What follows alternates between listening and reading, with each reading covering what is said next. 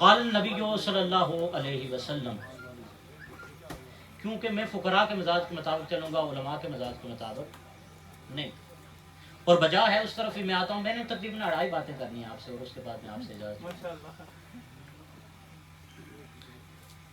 بجائے کہ میں کسی کی اسٹیٹمنٹ رکھوں یا اپنے ولولہ خطاب کے ولولہ انگیز خطاب کے جوہر دکھاؤں خطابت کے، سرکار نے فرمایا لَن یجمع اللہ امتی علی ضلالۃ ابدا، سبحان اللہ،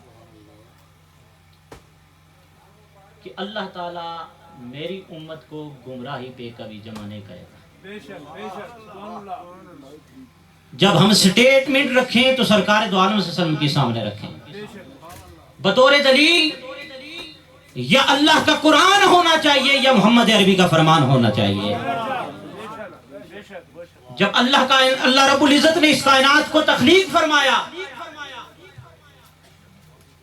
تو اللہ کمال کی بلندیوں پر تھا، نقطہ اختتام پر تھا. اب اللہ کی ذات سے استفادہ کیسے کیا جائے؟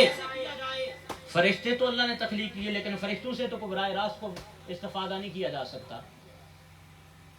اللہ نے تزکیہ کے لیے بھی، تخلیہ کے لیے بھی ایسی ہستیوں کا انتخاب کیا جو اس مخلوق کے بھی قریب ہیں، وہ اللہ کے بھی قریب ہیں. جیسے کہا کہ ادھر اللہ سے واصل اور ادھر مخلوق میں شامل. اللہ نے 1,24,000 کم و بیش انبیاء اور رسول کا انتخاب فرمایا. اور تخلیہ کہتے ہیں خالی برتن جو ہے اس کو پہلے کسی برتن کو خالی کیا جائے اور پھر اس کے اندر کوئی چیز ڈالی جائے. اور تزکیہ کہتے ہیں پاک کرنے کو. میں اس لمبی چوڑی تشریح میں نہیں جاؤں گا کیونکہ مناسب نبوت میں سے یہ ہے. تعلیم کتاب بھی ہے، تزکیہ نفس بھی ہے، اور حکمت بھی ہے، اور تلاوت کتاب بھی ہے. جب 1,24,000 کو مبیش انبیاء رسول کو مبعوث فرمایا، پھر اللہ رب العزت نے ان میں سے بھی 313 انبیاء اور رسول کا انتخاب فرمایا. پھر ان میں سے بھی اللہ نے 4 اولو العزم رسولوں کا انتخاب فرمایا. اور ان 4 نبیوں رسولوں میں سے بھی اللہ رب العزت نے آمنہ کے لال کو، عبداللہ کے در یتیم کو، امام الانبیاء کو انتخاب فرما کے خود کائنات کے مالک نے قرآن مقدس کے اندر یہ اعلان فرما دیا کہ تلک الرسل فضلنا بعضهم علی بعض. یہ وہ انبیاء اور رسول ہیں جن کو ہم نے بعض کو بعض پر فضیلت عطا فرمائی. ہمیں مراتب کے چکر میں نہیں پڑنا چاہیے جب اللہ تعالیٰ خود سب چیزیں کلیئر کر رہا ہے. یاد رکھیے ایک ہوتے ہیں صاحب انظار. یہ انظار نظیر سے ہے. جیسے اللہ تعالیٰ فرماتا ہے یا ایھا النبیو انا ارسلناک شاہدا ومبشرا ونذیرا. یہ اس نذیر سے ہے. اور انظار جو ہے وہ نظر کی جمع ہے. ایک ہوتے ہیں صاحب انظار، اور صاحب انظار وہ ہوتے ہیں جو لوگوں کو ڈراتے ہیں. وہ آپ کہہ لیں مولانا امتیاز صدیقی صاحب جیسے لوگ کہ جو اللہ کے عذاب سے لوگوں کو ڈراتے ہیں. یہ اپنا طریقہ ہے کہ لوگوں کو رجوع اللہ کا درس دیتے ہیں. جو صاحب انظار ہوتے ہیں جو جہنم کے تذکروں سے، جہنم کے عذاب سے، اللہ کی وعید سے لوگوں کو ڈراتے ہیں، انہیں علماء حقہ و علماء ربانیین کہا جاتا ہے. اور دوسرے ہیں صاحب تبشیر، اصحاب تبشیر. تبشیر خوشخبری سے ہے. اور صوفیاء کا مشن یہ ہے کوئی کرتا ہے تو کرتا رہے، کوئی مرتا ہے تو مرتا رہے. ادھر اللہ سے واصل، ادھر مخلوق میں شامل. اس کو کسی کی تنقید سے، نہ کسی کے مدح سے، نہ کسی کی ذم سے فرق پڑتا ہے. کیونکہ الطرائق الی اللہ بعدد انفاس الخلائق. ارے اس کی طرف جانے کے اتنے راستے ہیں جتنی مخلوقات سانسیں لیتی ہے. راستہ اگر یہاں سے ہو کے جاتا ہے تو اسی کی طرف جاتا ہے.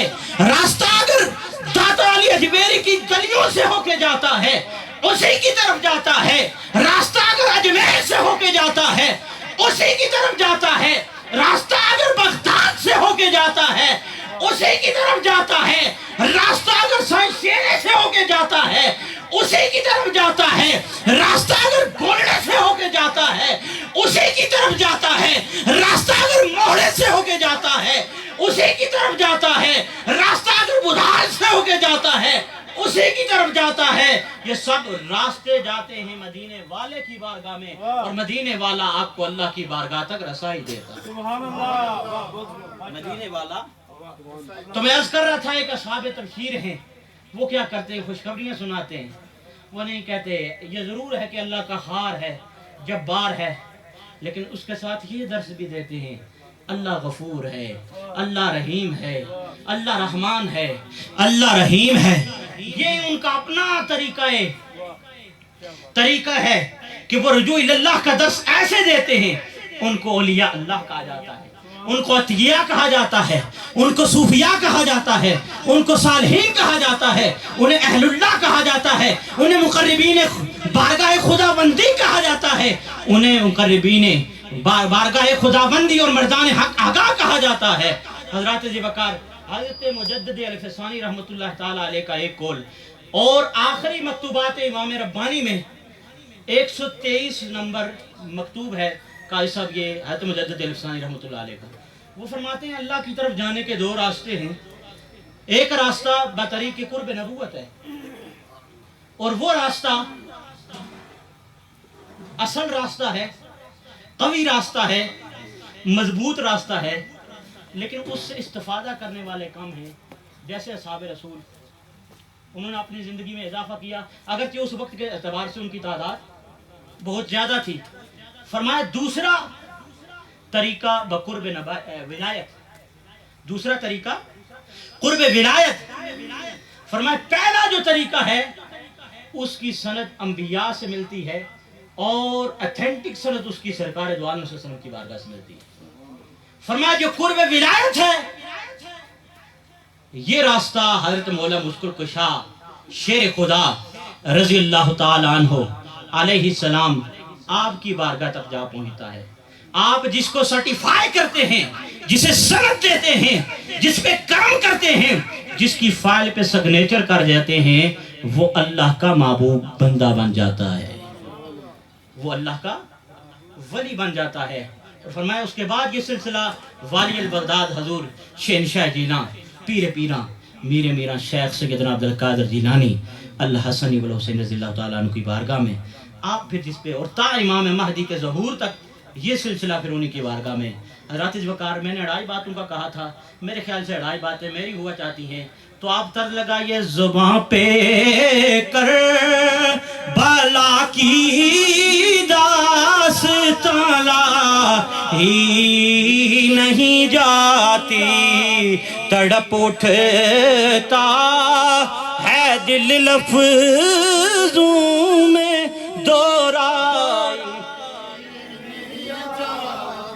حسین ابن علی کے غم میں ہوں دنیا سے بیگانہ، حسین ابن علی کے غم میں ہوں دنیا سے بیگانہ، ارے ہجوم خلق میں بھی میری تنہائی نہیں جاتی، کہا عباس نے افسوس بازو کٹ گئے میرے، کہ سکینہ تک یہ مشق آب لے جا ہی نہیں جاتی۔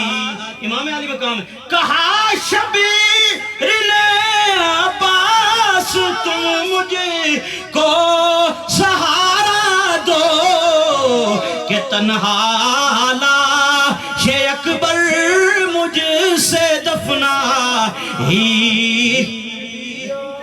کہتے ہیں جتن ہر دور میں کیا کیا نہ لے شر نے کر ڈالے، مگر زہرا کے بچوں کی پذیرائی نہیں جاتی، تمانچے مار لو خیمے جلا لو قید میں رکھ لو علی کے گرہوں کی بوئے زارائی نہیں جاتی. اور نصیر آخر عداوت کے بھی کچھ آداب ہوتے ہیں، کسی بیمار کو زنجیر پہنائی نہیں جاتی.